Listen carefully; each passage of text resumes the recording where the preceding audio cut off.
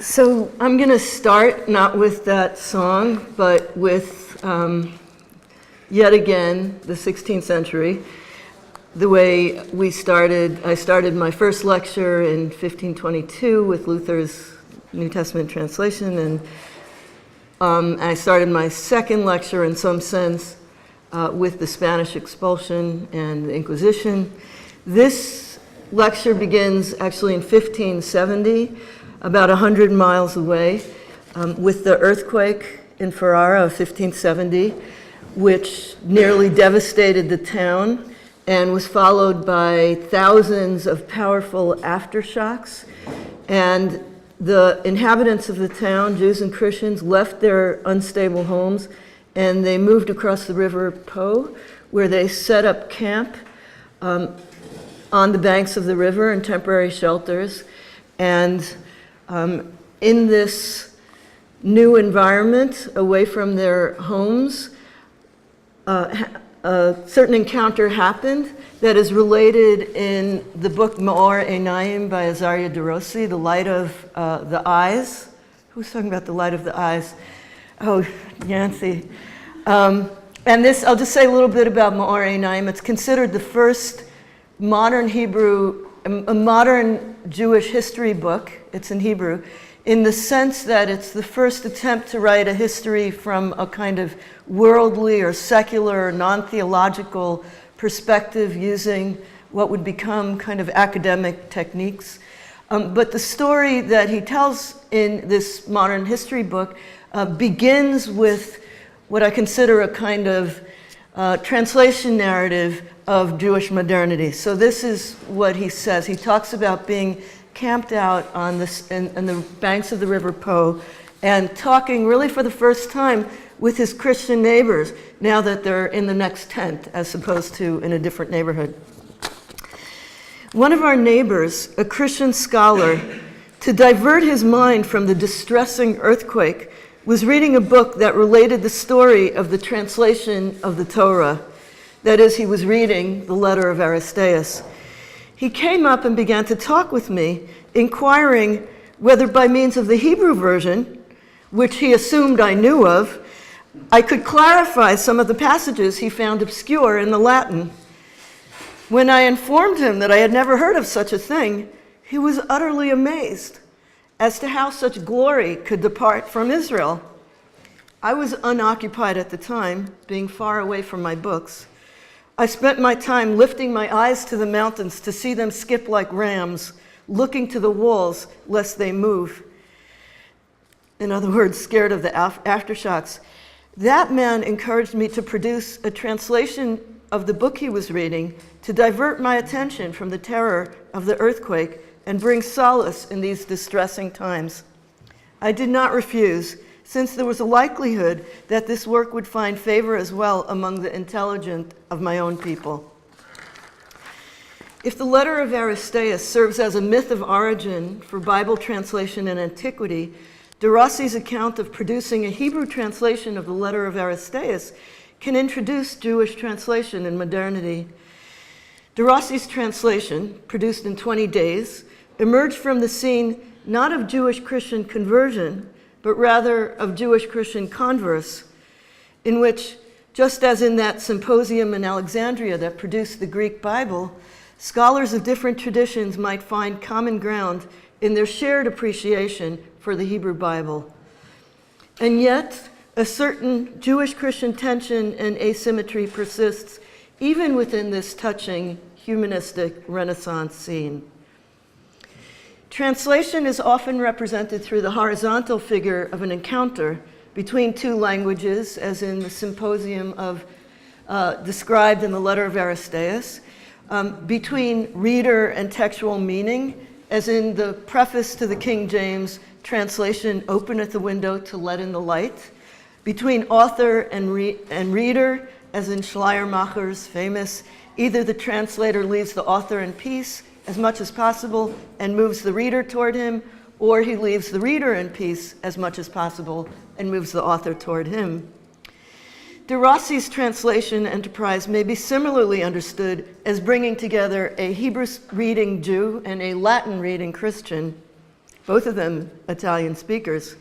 But alongside such horizontal translations, we might also range what could be called vertical translation, which is to say, the translation that connects what is ostensibly a single tradition, in this case Judaism, at different moments in time.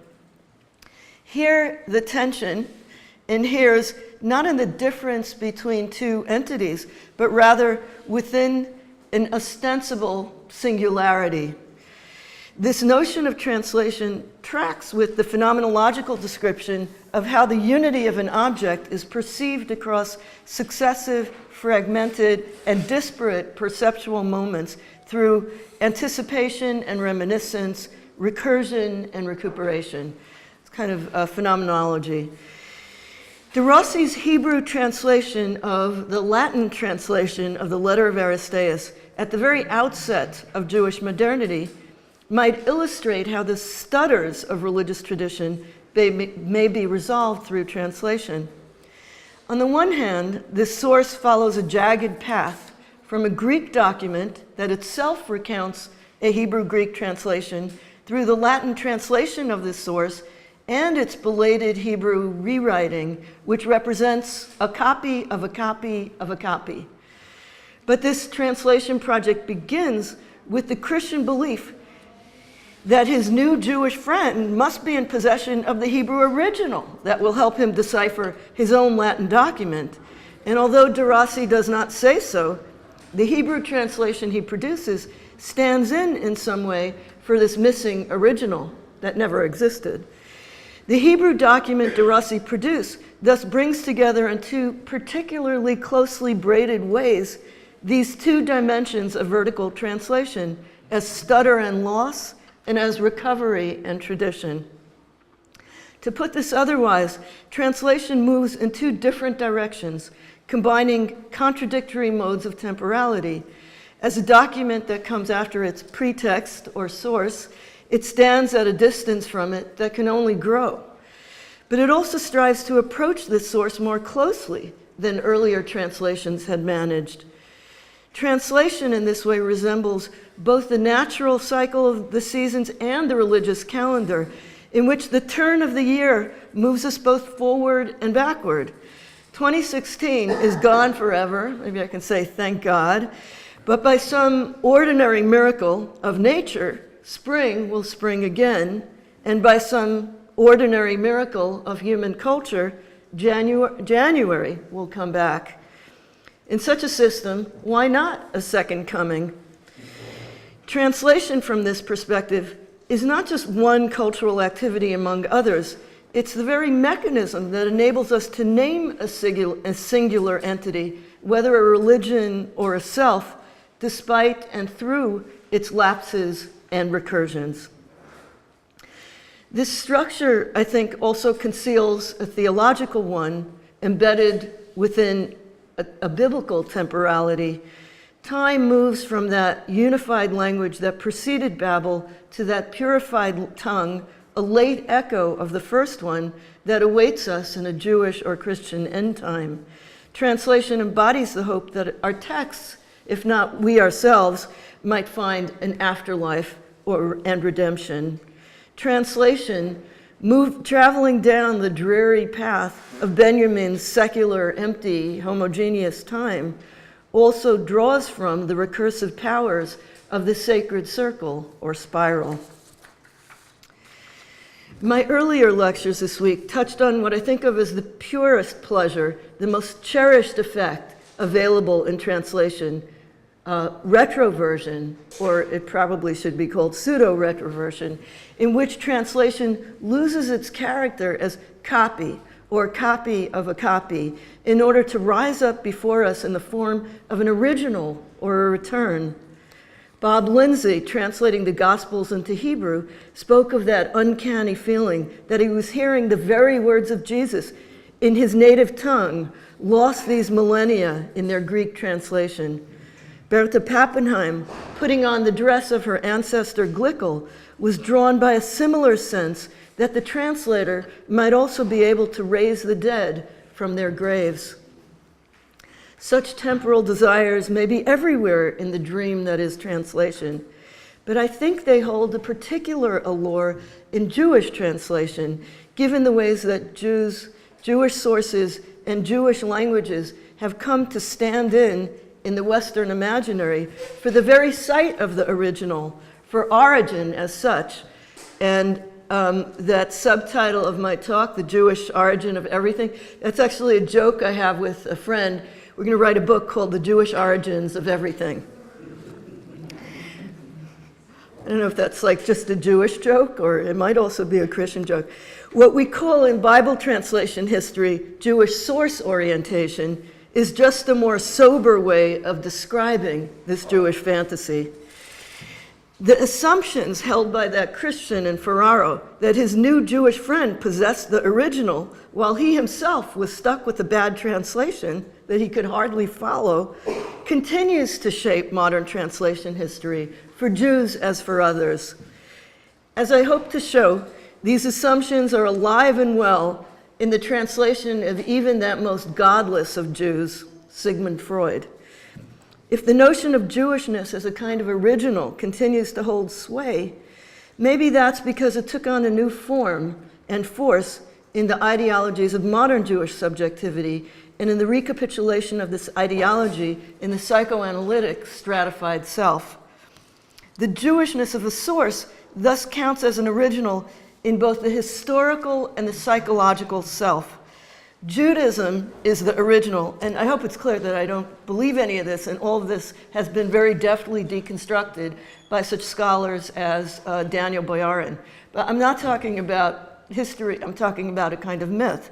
So Judaism is the original from which the Western monotheistic religions flow, and Jewishness is correspondingly the primal layer of the acculturated modern Jewish self. I think of this as a kind of combined Jewish supersessionism and essentialism.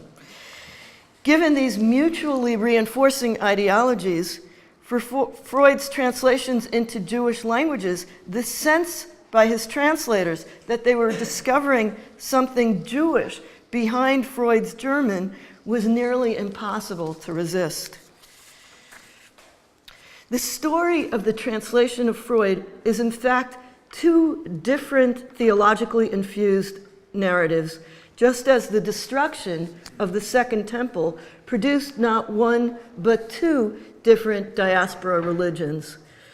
Jacques Lacan, in a famous 1955 lecture in Vienna in which he called for a return to Freud, lamented the persecutions that had forced psychoanalysis into exile and destroyed its homeland, assimilating Freud into the pseudoscientific English of the Anglo-American social sciences and forcing him from the German philosophical literary horizons of his original thought.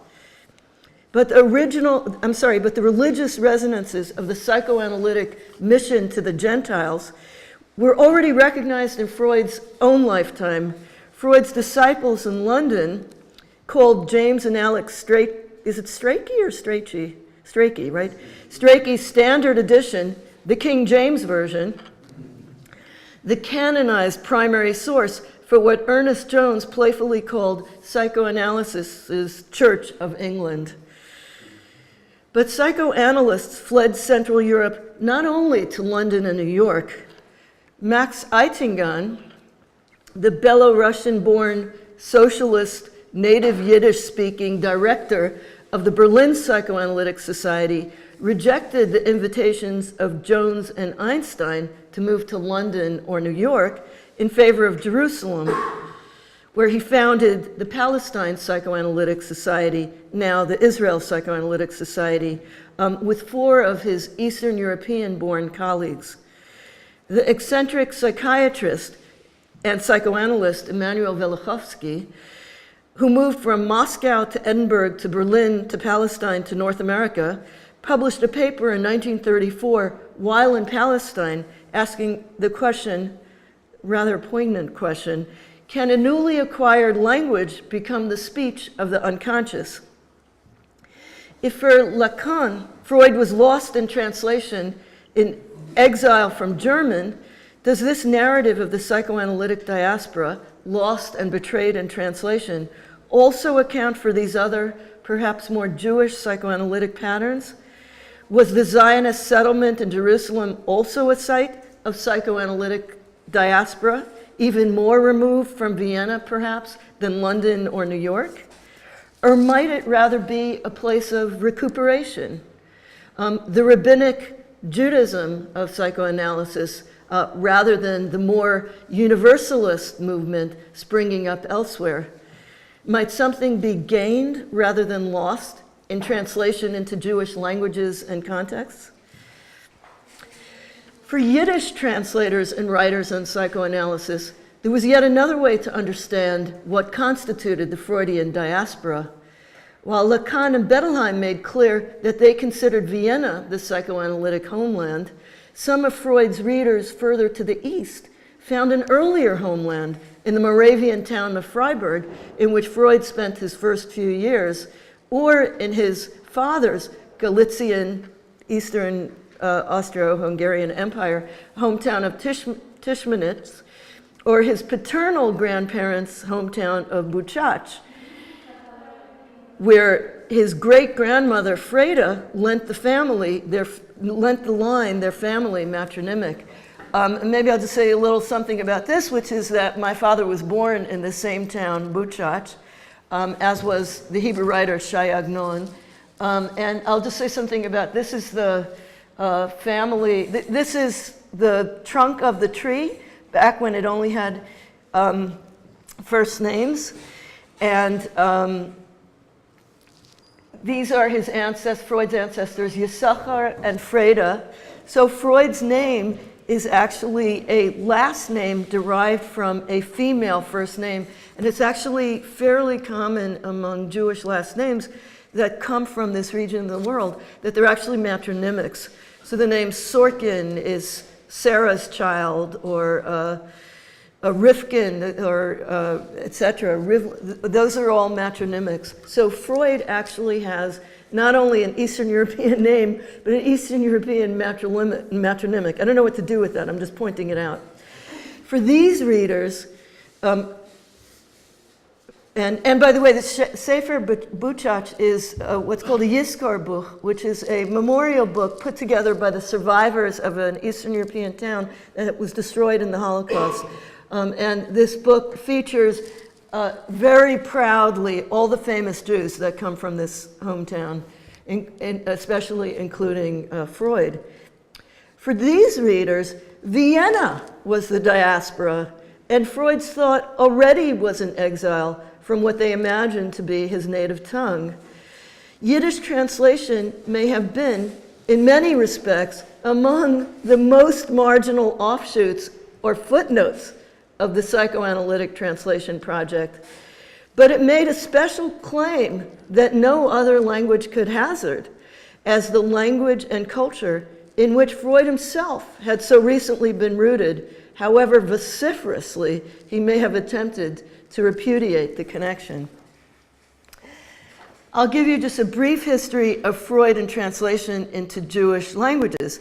The first translations of Freud into Yiddish, the first translation was by Sarah Lerman, who rendered the Massenpsychologie into Yiddish in 1928, which was the same year that Yehuda Dever Devosis translated Totem and Taboo into Hebrew. We don't know if Lerman worked with Freud, but Dever Devosis did. Dever Devosis, living in Jerusalem in the 20s, was in close communication with Freud, and Freud refused to take royalties on the project, as he did of any other translation into either Hebrew or Yiddish. Where's Dever Devosis here? Since Dever Devosis was so poor, I mean, it wasn't that unusual in Jerusalem in the 20s or even in the 90s, he didn't have a phone, so he consulted with Freud. They had letter exchanges. They had to make a date to talk on the phone in a nearby pharmacy that had to be planned months in advance because the mail system was so bad. But Freud did consult with Dever Devosis.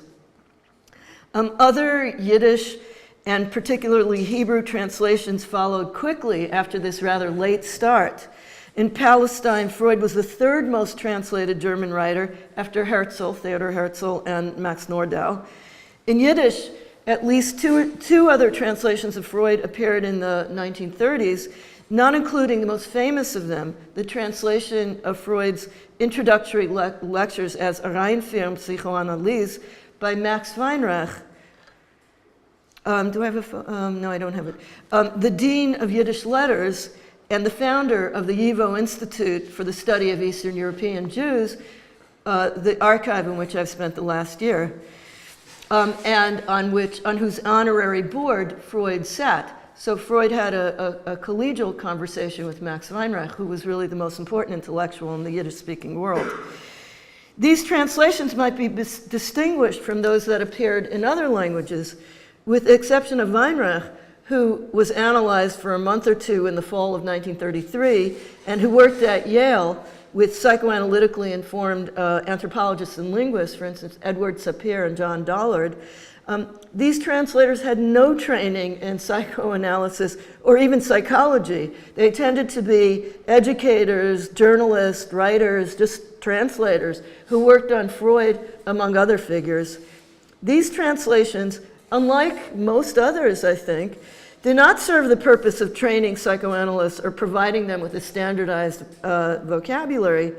While there were many psychoanalysts of East European origin in every major center of psychoanalysis, including Abraham Brill, Freud's first English language translator, these men and women read Freud in German, or perhaps English, or Russian, or Spanish. The Hebrew and Yiddish press supplied its works about psychoanalysis only belatedly, and then really to a general Jewish public. So the 1920s and 1930s saw something of a Freud craze in Palestine and in the Yiddish-speaking centers of life elsewhere, Warsaw, New York, even Buenos Aires, as we know, which was a center of psychoanalysis. The intrinsic interest or usefulness of Freud's theories played only a small part in this craze. Ordinary Jewish readers would never dream of seeing a psychoanalyst, even if they could afford one. But they followed with fascination the milestones in the life of this most famous Jew, persecuted for his bold discoveries, but never renouncing his Jewishness. But writers who went further and tried to explain his odd ideas often took the route of the Jewish roots of Freud's thought. Writers seized on Freud's mention of the biblical Joseph in his book on dream interpretation, casting Freud as a new Joseph, although Freud used Joseph to distinguish biblical from modern dream interpretation. He basically said that for the Bible, a dream had a certain kind of dictionary meaning, whereas for a modern neurotic, or any of us, a dream had a much more particular meaning. Adding his own cultural interpretation to Freud's reading of Little Hans' fear of horses, one writer suggested that the boy's phobia might be a symptom not only of his fear that his father would castrate him for his Oedipal desires, but also that little Hans just happened to share in the usual long-standing, well-known Jewish fear of all animals, which had its roots not in fear of the father, but rather in the fear of Gentiles. One particularly prolific writer was Dr. A. Glicksman, who traveled around interwar Poland delivering public lectures on Freud, and whose specialty was in discovering parallels between rabbinic and psychoanalytic ideas. Here's one of his columns on the Freudian slip.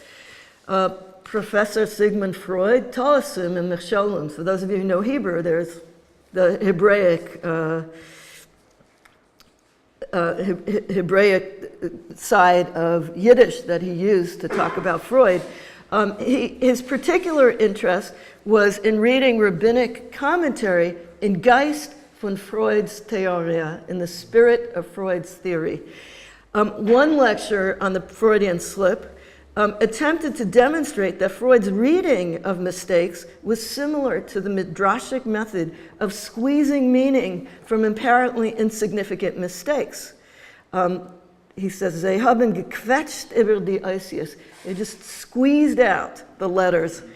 For rabbis, as for Freud, nothing's meaningless. Nothing is ever insignificant. A missing letter, and I'll give you this example, and for the Bible scholars in the room, it will make sense, and for everyone else, sorry for the confusion.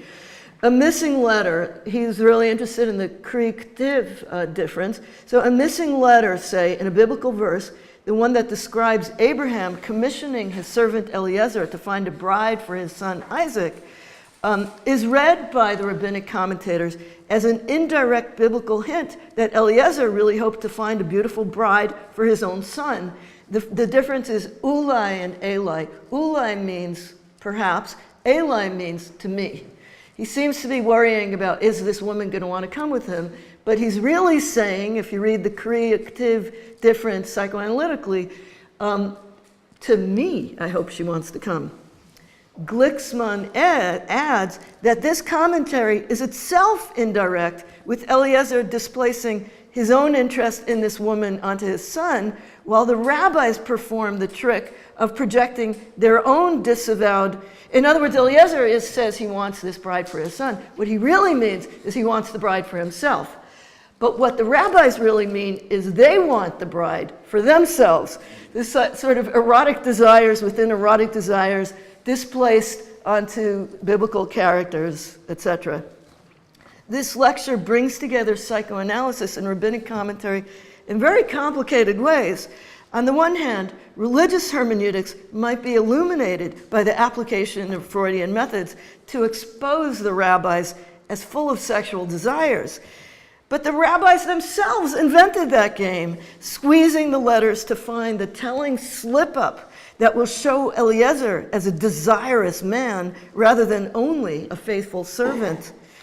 What Glicksman does not quite say is that Freud himself is a rabbi here in hermeneutical method, if not in pious aim, and that the peculiar attention of the psychoanalyst to signs and sources may have been merely a secular iteration of long-standing Jewish practices. But if Glicksman did not come out and say that, Weinreich did, giving a thumbnail description of psychoanalytic history in his popular book on Freud and his method by casting the fractious circle around Freud as a kind of rabbinical academy. He called Freud a rebbe, a rabbi, and he called the crazy followers of Freud his talmidim, or students. The fascination with Freud's Jewishness, the desire to recognize in him a lost son of Eastern Europe made good, or to recognize the rabbinic roots of psychoanalytic concepts, also left their stamp on the Hebrew translation of his writings. For Yiddish translators, the question of Freud's Jewishness posed itself in the question of how to translate such fundamental concepts as trieb, which is now translated in the new Adam Phillips retranslation as drive, but which the Strachey's mistakenly translated, this is their famous mistake, translated as instinct, or libido.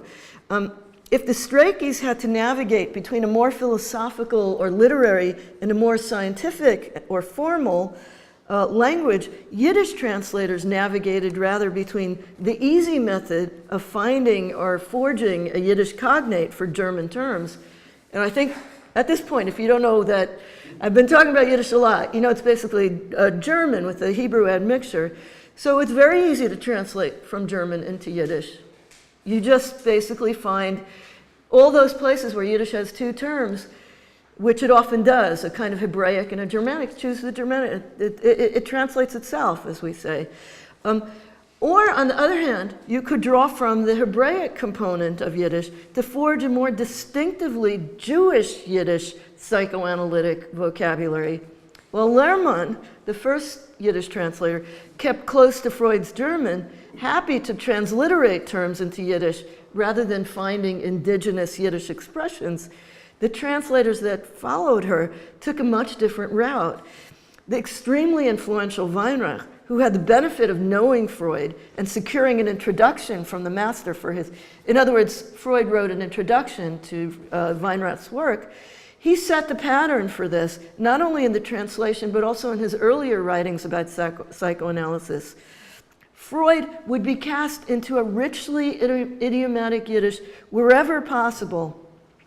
And if no Yiddish terms could be found, neologisms were to be preferred to what Weinreich disparaged as barbaric Germanisms. He's writing in the early 30s, and I think barbaric Germanisms has more than one meaning here.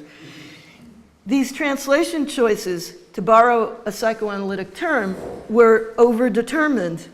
I've already talked about the avoidance of barbaric Germanism. As part of the larger project of recuperating Yiddish, a project in which Einspruch's New Testament and Pappenheim's Memoirs of Glickel also participated, Weinreich's translation preferred language that could bolster the cause of Yiddish as a distinct language rather than merely a jargon of German. In the case of the Freud translations, the attempt to stretch Yiddish in directions it had never gone were part of the more specific aim of demonstrating that this language, too, could be a language of science, and not only by imitating or transliterating German. Thus, Weinreich generally used the rabbinic term Yetzer, which maybe some of you know as the Yetzer Hara or Yetzer HaTov, the evil inclination or the good inclination, but he left out the good and evil and just used the word Yetzer to translate that word Trieb. Mistakenly, as I said, not instinct. Yetzer in rabbinic thought has a whole range of significations that were brought into psychoanalysis through the use of that term. It really seemed as if Freud was further commentary on what was understood by the rabbis to be human nature. Another Yiddish translator, Yud Dudnik, who's translating in Cleveland in the 30s, he translated Die Zukunft von einer Illusia, the future of an illusion. He went even further, despite the fact that he was translating Freud's open atheism, that atheism had to be Jewish.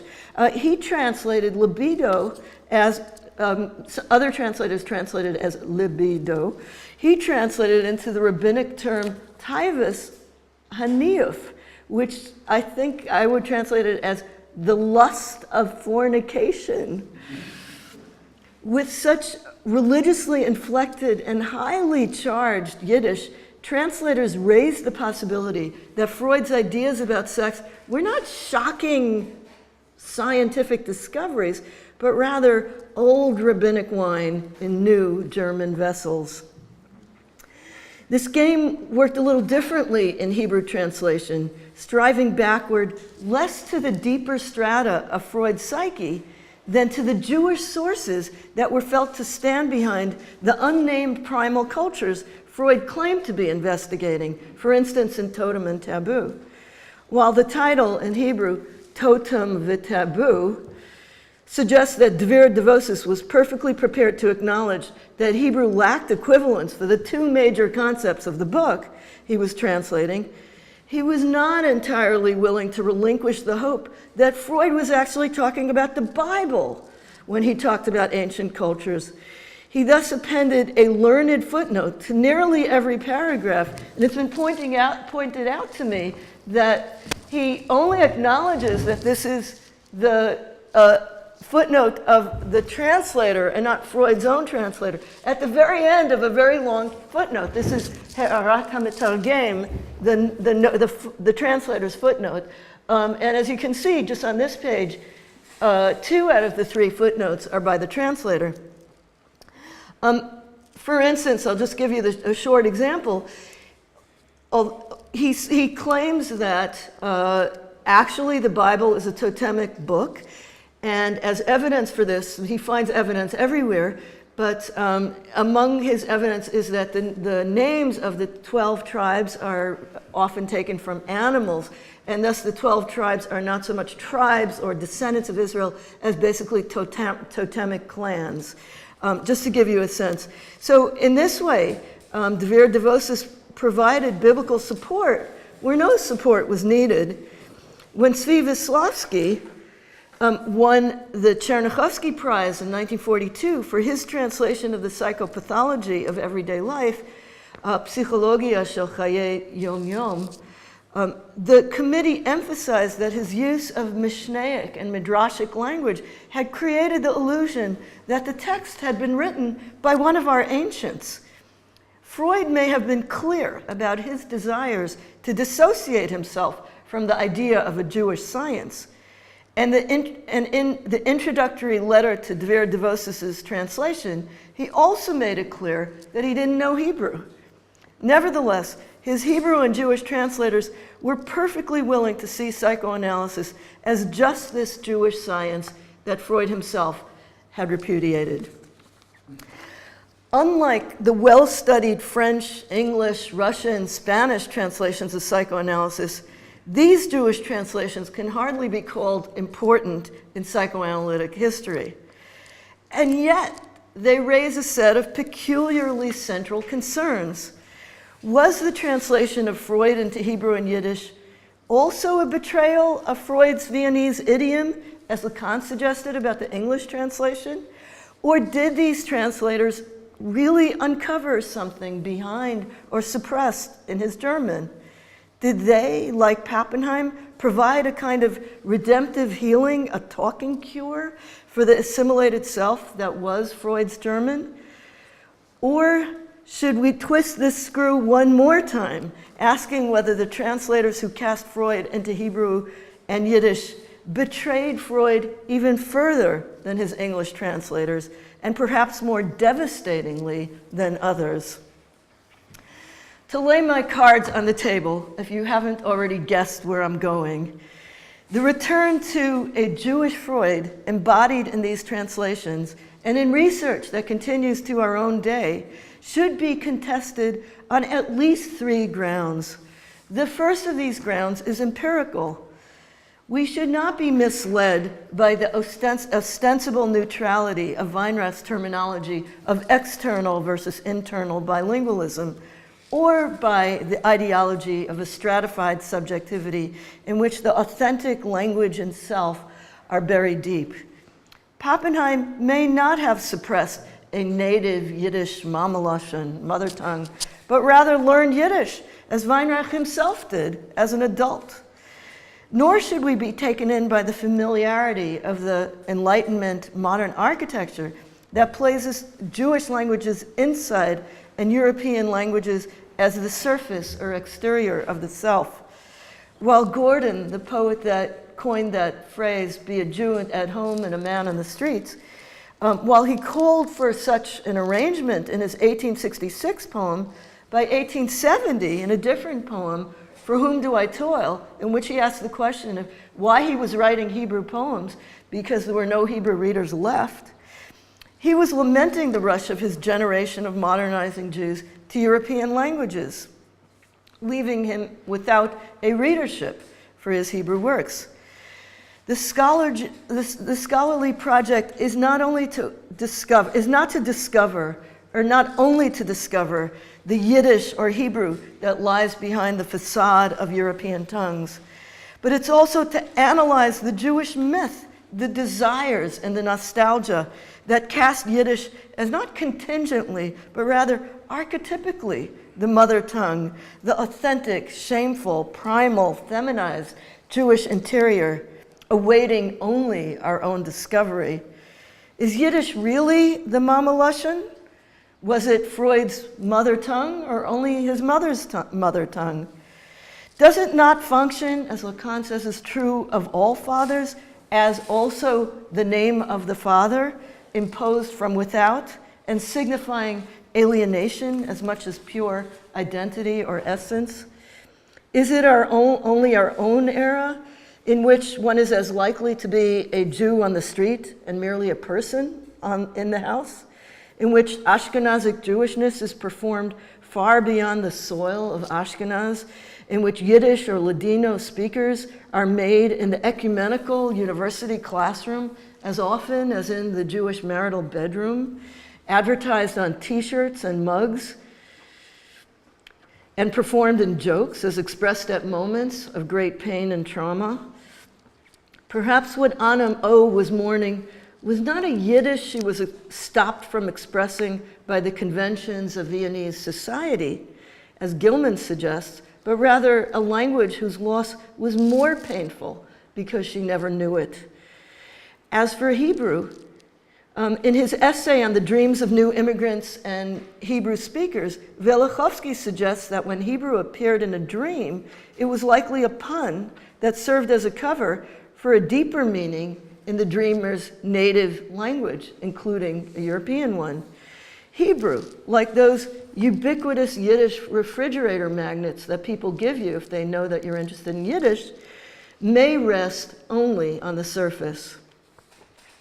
Which brings me to my second, more theoretical hesitation. After Foucault, Derrida, and Butler's critiques of the metaphysics of substance, that is, the recognition that identity is constructed iteratively and performatively over time rather than given as a birthright or held as an essential part of the self, the notion of a buried, stratified architecture of selfhood can hardly be sustained. What we need to ask is how this sense of hidden depths has been constructed as an open secret, the open secret of the Jewish self, on the changeable surfaces rather than the depths of modern subjectivity.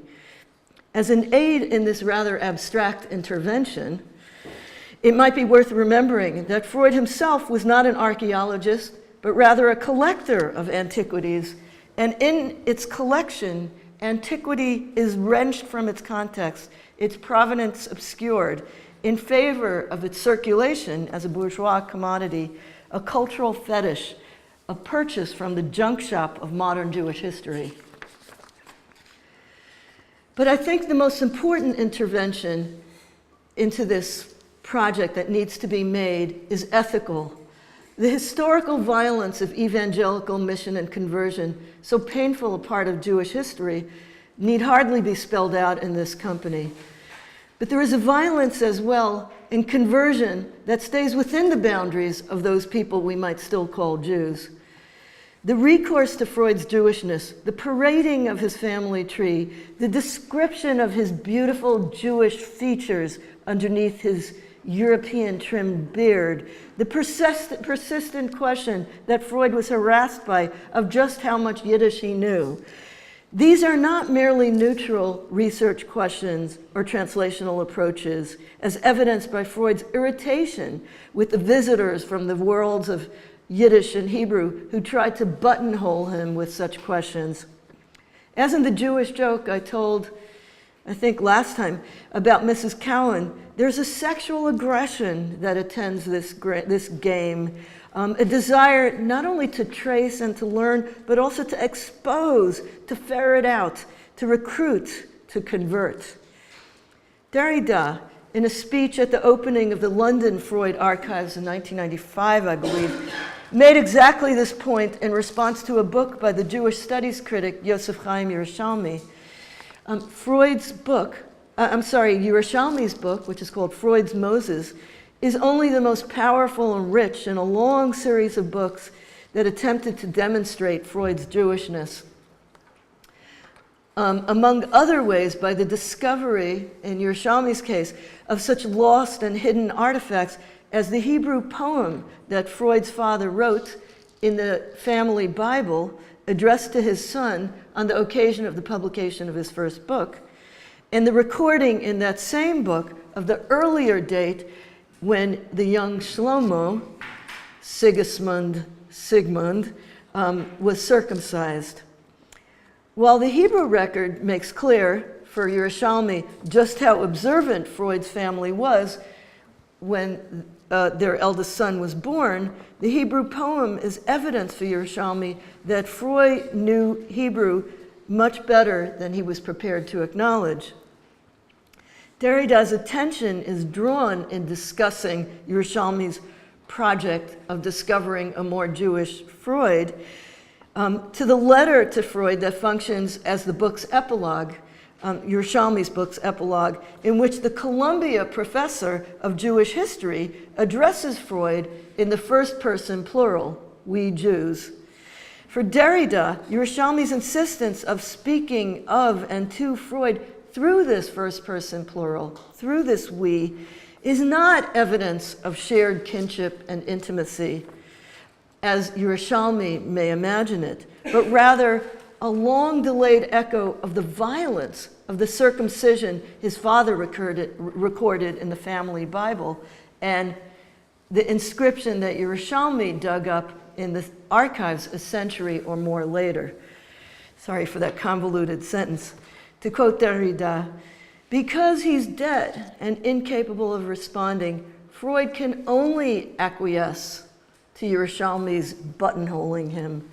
He cannot refuse this community, at once proposed and imposed. He can only say yes to this covenant into which he must enter one more time. Mutatis mutandis, this is the situation of absolute dissymmetry and heteronomy in which a son finds himself on being circumcised after the seventh day, at being made to enter into a covenant, and at a moment when it is out of the question that he respond, sign, or countersign. Just as Freud's father did, Yerushalmi presses Freud into the service of Jewish collectivity, a pressure that retains the violence of circumcision. Jewishness in this reading is not the name of a primal essence, but rather a blow from outside, the violence that is the Jewish we. The discovery of a more Jewish Freud, lost to history, but still somehow recoverable by those with the eyes and languages to root it out, is itself exposed here in its ambitious and aggressive dimension. The originary lore of the Jewish, like the myth of the stratified Jewish self, invites a game of hide and seek, in which an imagined secret encourages our exposure. This is the shape of much of the Jewish scholarship on Freud. For instance, in Yerushalmi's catalog addendum to a traveling exhibition of Freud's antiquities, which alerts the reader in the language of detective fiction of Poe to the presence of two small Kiddush cups in a photograph. Here are the Kiddush cups. I'll just remind you, Kiddush cups are the cups that you use to make the blessing over the wine at a Sabbath meal. Yet another Jewish ritual object that has appeared in my talks. These ritual objects were hidden in plain sight in the original collection. And I'll say that Freud, when Freud was packing up to leave Vienna at the last minute for London, his friends commissioned a photographer to take pictures of his rooms and to record everything. And this was partly just because they're recording psychoanalytic history, but it functions also as, in some sense, the kind of record that you would do if you were seeking to ensure valuable property. In this case, that didn't work. By the time we got to London, somehow those Kiddush cups have disappeared, and they no longer are in the Freud collection of antiquities. And it took a sharp-eyed Jewish studies critic to discover in the photograph a kind of Jewish antiquities among all the ancient Greek and Egyptian antiquities that are so much more famous as part of Freud's collection.